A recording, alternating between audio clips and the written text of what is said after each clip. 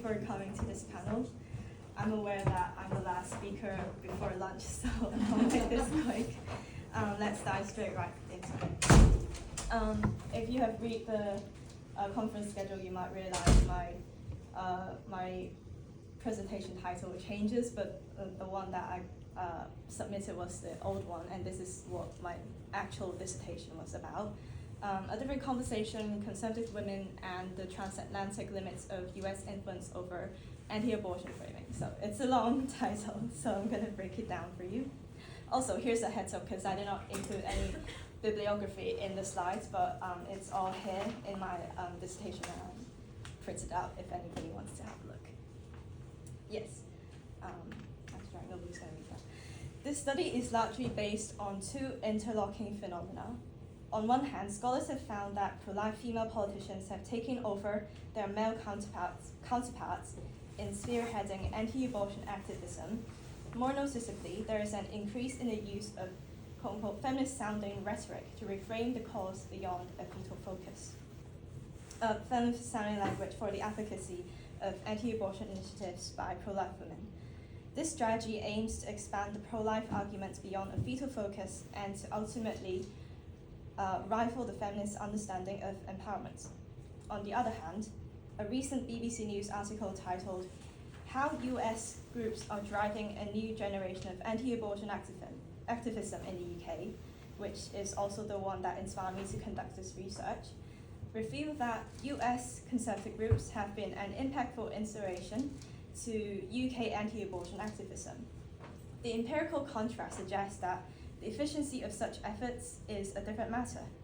To put this into perspective, abortion has been one of the most divisive partisan issues in the US since since the ruling of Dobbs v. Jackson.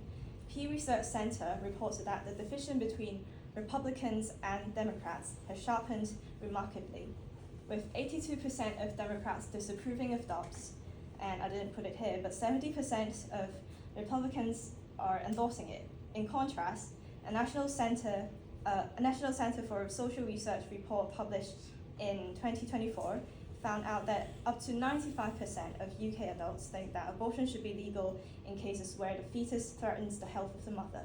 And even in the lowest approval rates, that is, the woman does not wish to have a child, there is still a majority of 68% of support.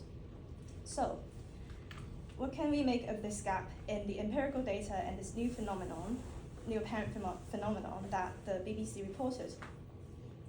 These two research questions help us to understand how US political culture does or does not translate into rhetorical change in other Anglophone democracies, which is hitherto understudied. There are three parts in my literature review, and the first part deals with framing. The precise definition of framing is listed here, which is how word choice frames reality. And there are two interesting dimensions to framing. Picture the Crime and Policing Bill in 2025, which happened last year. While Antonia the MP and Dr. Johnson MP both argue for what they think is the best policy for the well-being and health of women, they sponsored diametrically different bills. The former supported a total decriminalization, while the latter espoused more regulations on abortion. From the perspective of framing theory, this is called emphasis framing, where different parties share the same question or even the same vision, but disagree completely on policy. The second dimension is all about being strategic about the word choice. Conventionally, anti-abortion is about fetal rights movement. It pivots women's bodily autonomy towards the right to life of the fetus. However, this mutually exclusive framing has changed since Dobbs, where pro-life activists now frames abortion as harmful to women, not just the fetus. They are actively trying to reshape what it means to be quote-unquote empowering to women. Nonetheless, abortion, which is a type of morality politics, is not just characterized by conspicuousness and low levels of specialized knowledge for citizens to engage with, but it also links to their identity, which is deeply personal and hard to compromise. Hence, there is also this theory which calls the backfiring theory, where weak frames will clash with deeply held values that produces a backlash effect.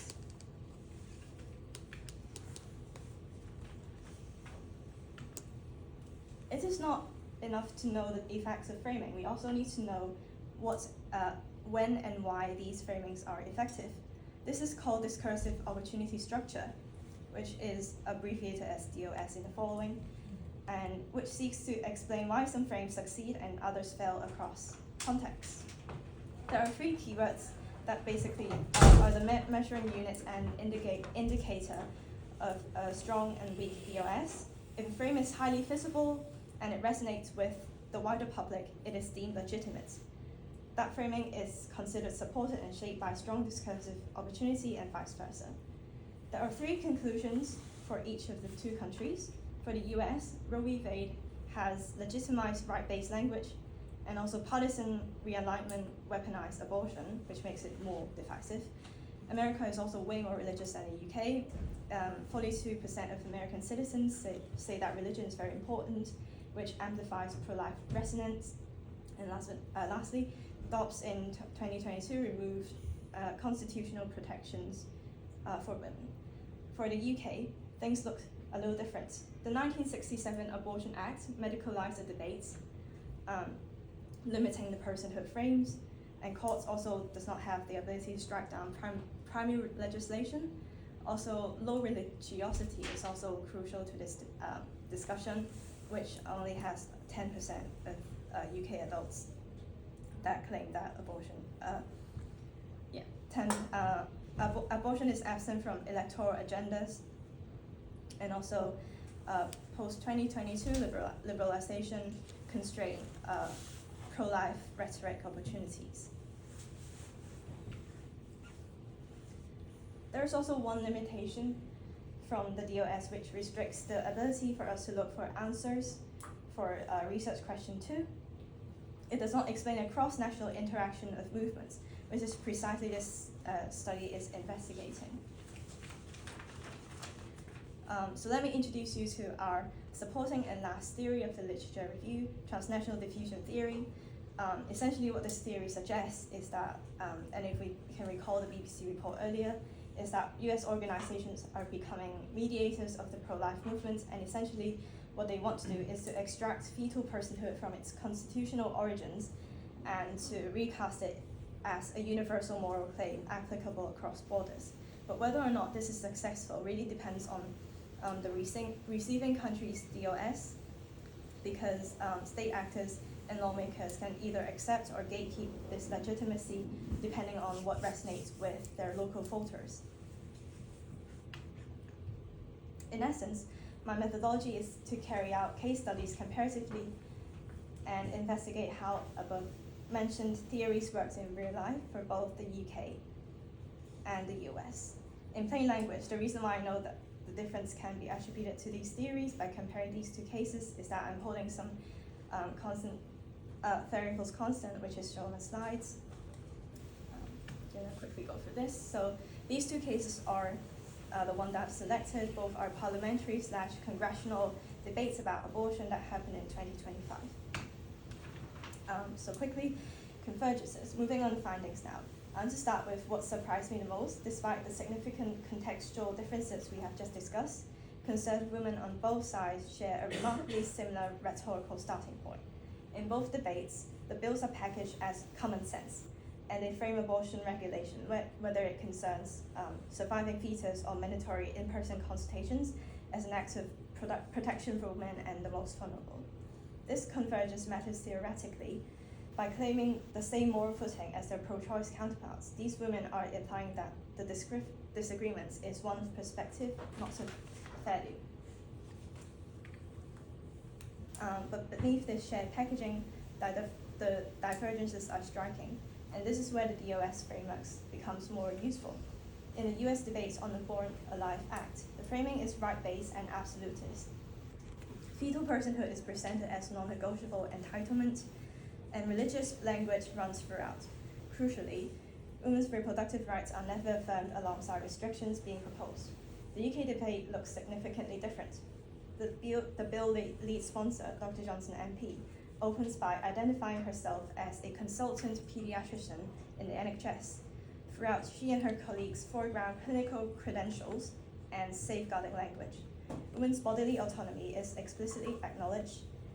Emma Cross MP states directly that believing that women should have autonomy over their bodies does not negate the need for a system that safeguards women.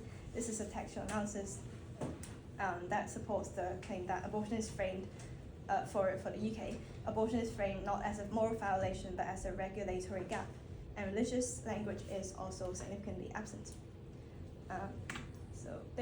So to answer the research question number 2, do these differences signal a strategic rejection of the US model? There is direct textual evidence for rejection.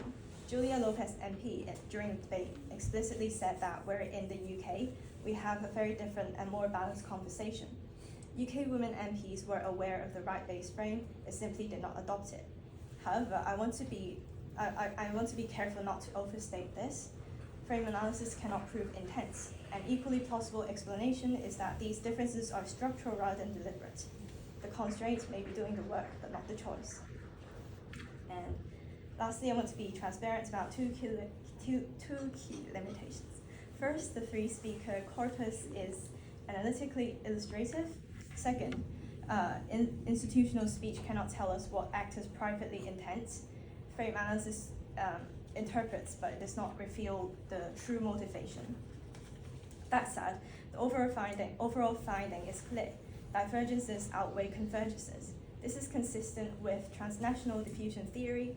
The US pro-life movement does travel across borders, but it lands differently depending on the receiving DOS. In the UK secular medicalized arena, fetal personhood and religious frames lose their resonance and legitimacy, producing a locally adapted form of anti-abortion advocacy, not a simply important one.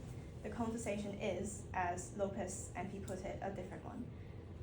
The question this study raises for future research is whether that difference is a choice or a limitation.